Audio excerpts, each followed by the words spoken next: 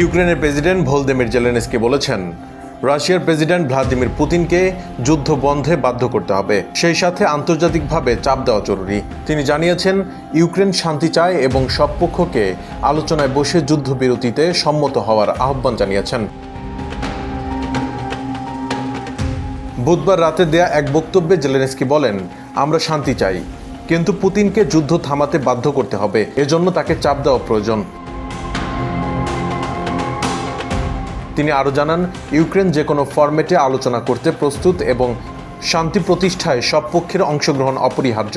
জেলেনস্কির এই আহ্বান এমন এক সময় এসেছে যখন রাশিয়া ইউক্রেন যুদ্ধ 2 বছরেরও বেশি সময় ধরে চলছে এবং উভয় পক্ষেই প্রাণহানি ও ধ্বংসের মাত্রা বাড়ছে। আন্তর্জাতিক মহল যুদ্ধবিরতি ও আলোচনার আহ্বান জানালেও এখনও স্থায়ী সমাধানের কোনো ইঙ্গিত মেলেনি।